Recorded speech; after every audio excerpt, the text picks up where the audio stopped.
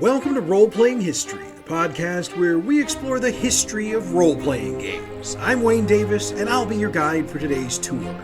Episode 38, R.A. Salvatore, Ed Greenwood, Larry Elmore, and Jeff Easley. Wow, bunch of names on that intro, and I'm sure you're surprised by that, especially since I only announced R.A. Salvatore and Ed Greenwood for this week's episode. So, what gives? Well, in doing research for this episode, I was finding that R.A. Salvatore and Ed Greenwood don't really talk a lot about their personal lives in interviews or panels, and most of what they talk about is the nature of what they've written about, how they feel about it, some of the background about how they were recruited into or talked into writing, those kinds of things. And while that's all very important to us in compiling a podcast about the history of role-playing games, when you take everything I was able to dig up and put it all together, it makes for a pretty darn short show. So I decided to include two more creative geniuses in Larry Elmore and Jeff Easley, who did a ton of artwork for D&D games over the years. Trust me, this is going to be one very talent-filled episode. And we begin the tour with a look at R.A. Salvatore. Born Robert Anthony Salvatore on January 20th, 1959 in Leominster, Massachusetts, R.A. was the youngest of 7. He gives credit to his school English teacher for inspiring him and helping him develop into a writer. While he wrote a lot when he was younger, his interest in fantasy writing was fueled when he went to college at Fitchburg State College in Fitchburg, Massachusetts. While he was there, he was gifted a copy of Tolkien's The Lord of the Rings for Christmas, and he stated that reading that series really kickstarted his interest in writing fantasy, along with other types of literature. He was so inspired, in fact, that he changed his major from computer science to journalism, earning a Bachelor of Science degree in Communications and Media from Fitchburg in 1981. He later followed that with a Bachelor of Arts in English. By the way, R.A.'s letters, manuscripts, and other papers were donated to the R.A. Salvatore collection at Fitchburg State College in the fall of 1997 and are still a part of that collection there today. So, having graduated college but not yet begun his career as a writer, R.A. took on an interesting job. He worked as a bouncer. And believe it or not, he's found a way to work his experiences as a bouncer into his writing over the years. In multiple interviews, R.A. has stated that his battle scenes, which are quite detailed and wild, can be credited to a large extent to his experiences as a bouncer. So that means R.A. Salvatore was Dalton from Roadhouse. Right on. In 1982, R.A. got serious about making writing his career. He began to develop a manuscript he called Echoes of the Fourth Magic. He even created his own setting for it called Ynis Ayeli. And I know I screwed up the pronunciation. Sorry about that. Even cooler, he's admitted over the years to writing the book in longhand by candlelight. For the record, Echoes of the Fourth Magic, which would later be known as the first book in the Chronicles of Ynis Ayeli, was completed in 1987, though it wasn't published until 1990. But backing up to 1987, R.A. told the comic book website Project Fanboy that when he'd finished the novel, he began shipping it to publishers. One of the publishers he sent it to was TSR. Now, if you'll remember back a few weeks to our first episode on the Forgotten Realms, 1987 was the year TSR decided to start publishing novels based on their then-new campaign setting. When they read R.A.'s novel, they asked him to audition for the job on the second novel. Needless to say, they were impressed with his work, and he got the job. And as I reported in that episode, that job changed the trajectory of his writing career. The Crystal Shard was the first Forgotten Realms novel R.A. Salvatore wrote for TSR, but as we all know, it would not be his last. In fact, as of the recording of this episode, R.A. has written or co-written 45 books set in the Forgotten Realms, and he oversaw the production of the 6-book War of the Spider Queen series that came out between 2002 and 2005. For the record, his most recent novel in the line, The Way of the Drow, was released on August 3rd, 2021. Going back to the Crystal Shard, it had 2 other firsts associated with it. It was the first novel with the character he consistently names as one of his favorites to write, the Drow Drizzt Do'Urden, and was the first novel he had with cover artwork by Larry Elmore, who we'll be talking about a little later on in the show.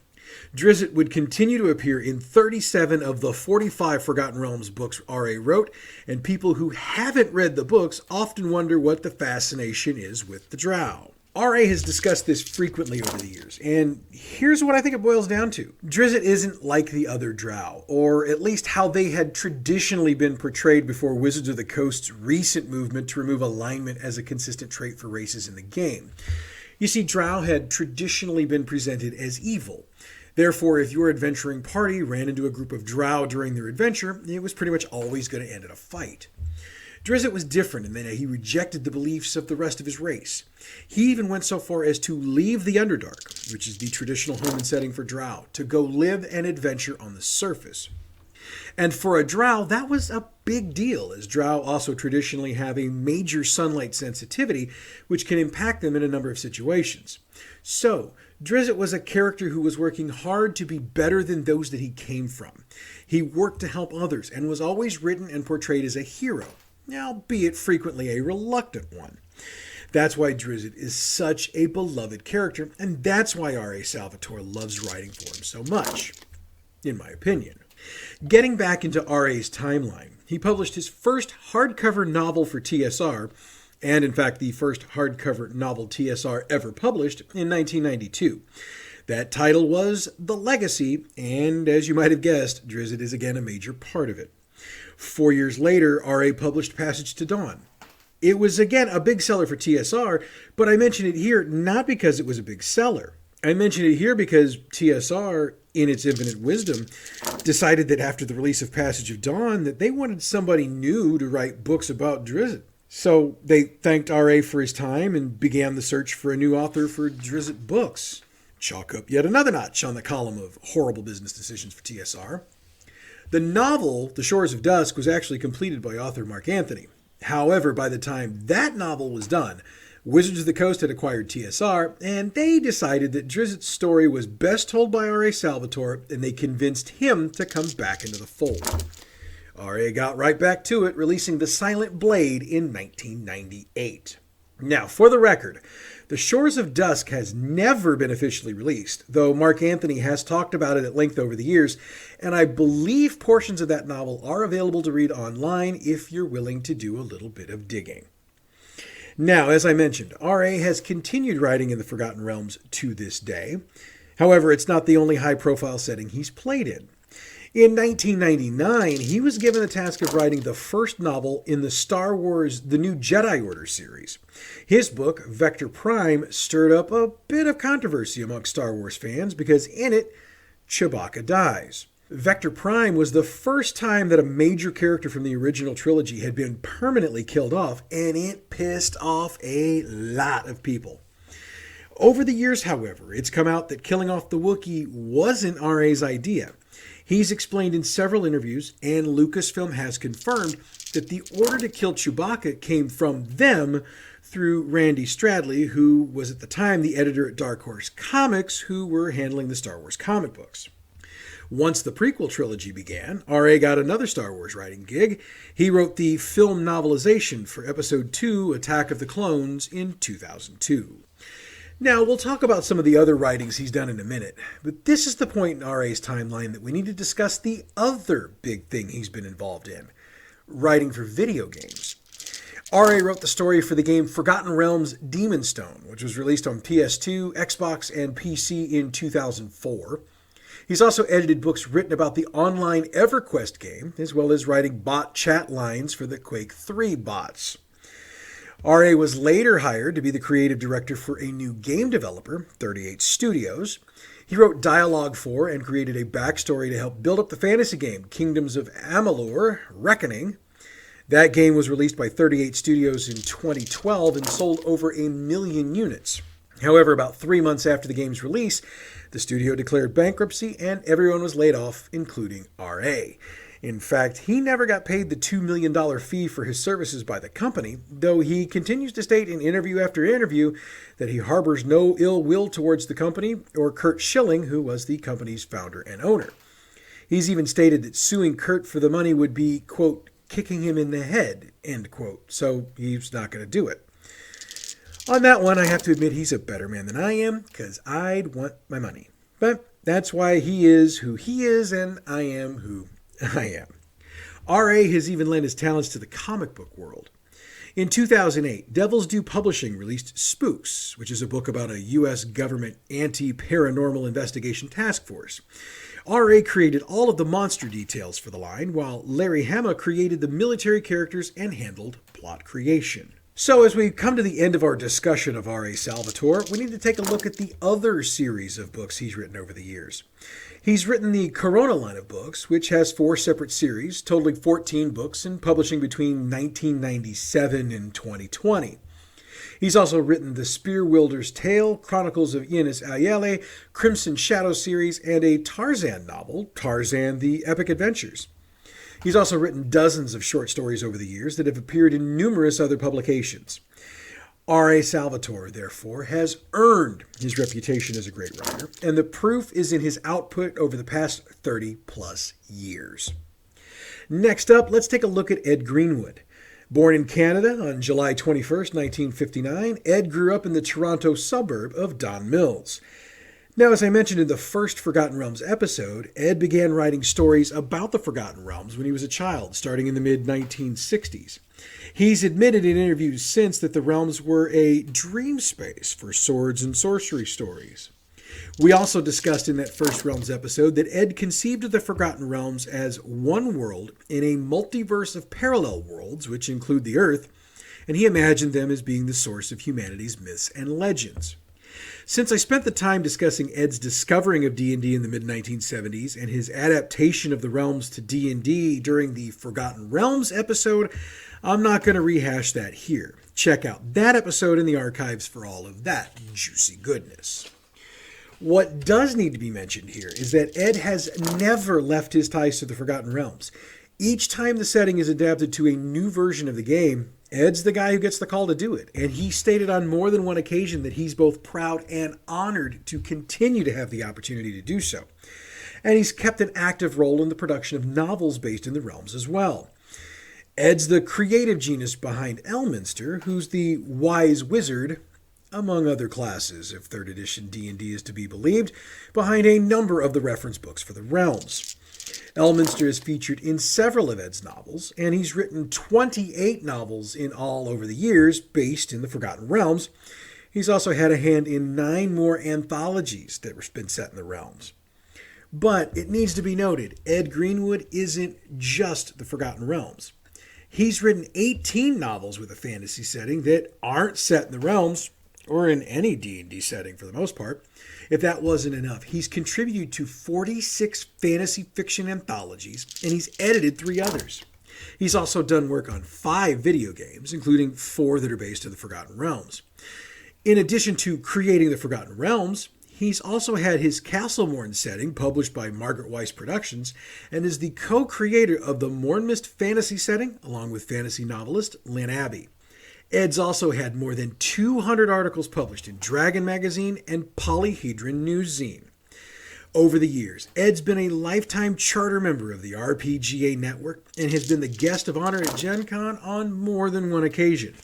And he's still producing. If you head over to the Wizards of the Coast website, you'll probably find one of his regular Realms lore columns there.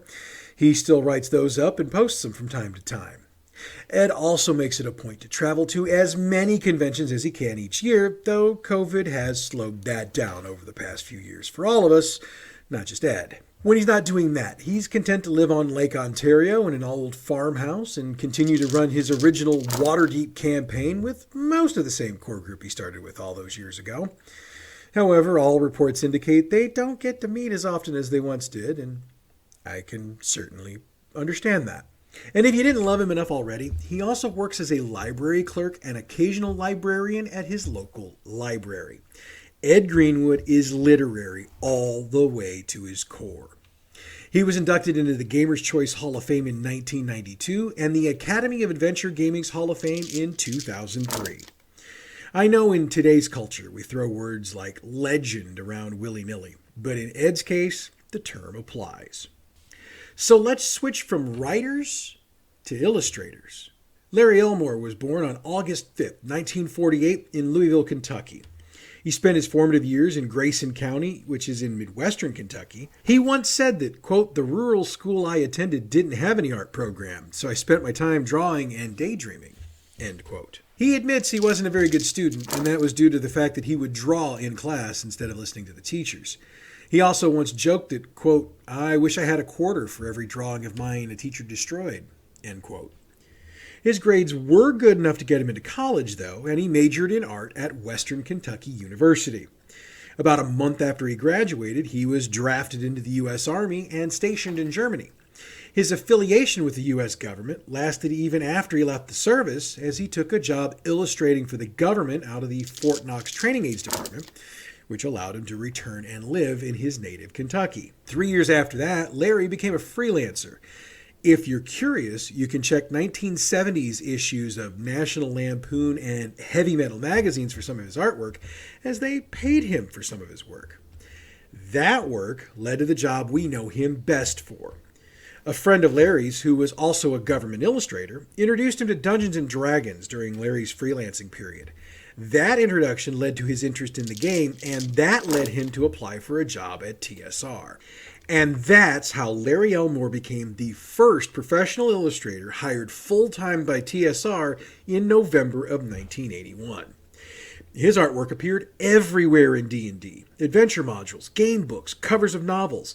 Larry even did paintings that were made into posters and calendars. Larry wasn't content to just draw and paint, though. He also created the Snarf Quest comic, which appeared in the pages of Dragon magazine during his time there. He's also responsible for helping sell the Dragonlance setting to executives at TSR. It was Larry's job to develop the artwork for the early stages of the project, and he did a number of the early sketches as well.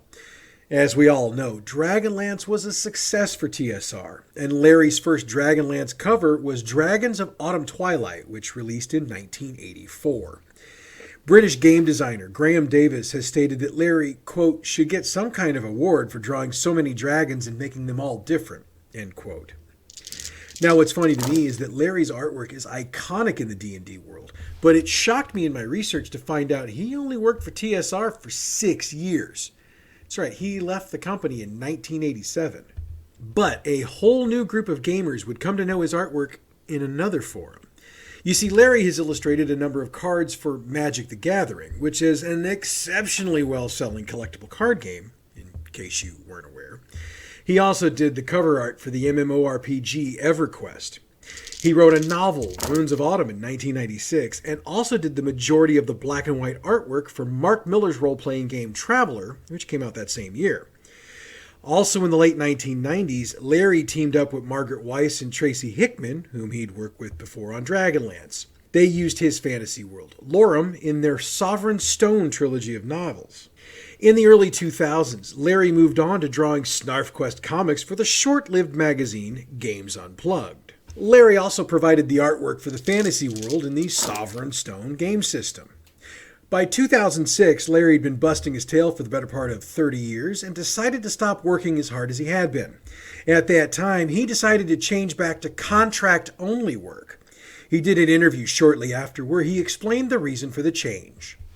A friend of mine, Keith Parkinson, who also worked at TSR, died of leukemia 3 years ago.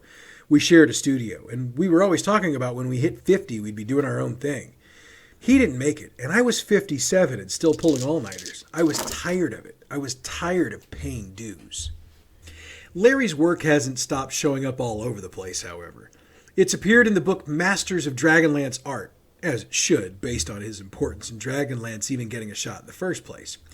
He also released a book of artwork called 20 Years of Elmore in 2005. In 2013, Larry started a Kickstarter to fund a 336-page hardcover book of his artwork from throughout his then 40-year career. Needless to say, it was fully funded, and the book was published. I was unable to find a copy to review, but as I've seen a ton of his artwork over the years, I can safely say if you can find a copy of the book, pay whatever they're asking to get it. Larry Elmore has been described over the years as a legend in the fantasy and gaming communities. And much like Ed Greenwood, that term is appropriate, especially considering the fact that when you think of the iconic illustrations in D&D from the 1980s, it was either his or the last guy on our show today. And that guy is Jeff Easley. Jeff was born in Nicholasville, Kentucky in 1954. As a child, he spent a lot of time drawing, with his primary focus being on creatures like ghosts and other monsters. He once said in an interview, "I watched lots of monster movies on The Late Show and built every monster kit I could get my hands on." He attended high school in Nicholasville, then earned himself a Bachelor of Fine Arts degree in painting from Murray State University in Kentucky. Jeff married his wife Cynthia sometime during this period, and once she'd finished her grad school studies, the couple moved to Massachusetts along with some friends. Once there, Jeff began his career as a professional artist. He's commented on this period in multiple interviews, saying, "I did freelance work for Warren Publications, including covers and comic strips for Creepy, Eerie, and Vampirella, and for Marvel Comics magazines, including covers for Savage Sword of Conan and Bizarre Adventures. But my real income came from my job at the Okie Doke Popcorn Company." It was also during this time that Jeff made a connection that would change his career arc, when a mutual friend introduced him to Larry Elmore. Jeff said later that, "When I heard Larry was planning to leave Fort Knox to join TSR, I got in touch with him and discovered that there might be other job opportunities there." He applied for a job with TSR and found himself hired. He started in March of 1982 and said the following about his first task for the company. "My first project was to paint gemstones on the spines of the first 4 Endless Quest books, but it was definitely uphill from there." Jeff's first role-playing game piece for TSR was Lost Caverns of Sonjanth. I think I got that pronounced right, which was released in 1982. Jeff did interior art for the adventure module, which had been written by Gary Gygax. Jeff Easley went on to do a ton of artwork for D&D and AD&D. In fact, even casual gamers will recognize some of the book covers he did. The AD&D Player's Handbook, the Dungeon Master's Guide, Tome of Magic, the Monstrous Manual, and over a dozen Monstrous Compendium supplements. On top of that, he did the art for several editions of the basic D&D box. He also did the first editions of the Monster Manual 2, Legends and Lore, Unearthed Arcana, Oriental Adventures, and the Dungeoneer Survival Guide. Second edition, he did that too. Player's Handbook, Dungeon Master's Guide, Monstrous Manual, along with a whole lot of modules for second edition. And it should be noted, not only did he do those iconic covers, he also had a number of illustrations inside the books as well. He also did the cover for the first edition of Battle System, the revised edition of Gamma World, a number of Endless Quest books, and a Dragonlance calendar cover. One of the pieces he's most known for, called Red Dragon, appeared on the AD&D Monster Manual cover from 1983 to 1989. It's also been sold as an art piece over the years, and I know of a number of people who have the print framed and hanging on their walls. Trust me, you have seen this piece before. Once Wizards of the Coast acquired TSR, Jeff moved over to Magic the Gathering, doing illustrations for 49 cards in the sets from Mercadian Mosques through Eventide. Jeff's continued to freelance over the years and designed gold and ivory inlays for deluxe limited edition guitars over the years. He also provided the artwork for Italian power metal band Rhapsody of Fire's 2000 album, Triumph or Agony. Jeff continues to illustrate and makes regular appearances at conventions around the world. Convention appearances, by the way, are something that can be said are true for all 4 of today's subjects. They've all stated during various interviews over the years that they consider themselves to be honored and blessed by the fact that fans still find themselves inspired by the work they've done over the years. And they've all sworn they will continue to attend conventions for as long as they physically can, and for as long as conventions will still have them. So you might be asking why I chose to talk about all 4 of these guys in one episode. I mean, their contributions to D&D were, for the most part, over 30 years ago. Why bring them back up now? Look, for me, the 80s were when I really discovered D&D. And Ed Greenwood, Larry Elmore, and Jeff Easley provided a ton of the inspiration for me to game. I found R.A. Salvatore a bit later, when I started getting more into reading the novels as well, but still, that's 30 years ago. For me, these guys are a rich and important part of the history of the game, as well as a treasured part of my childhood as a gamer.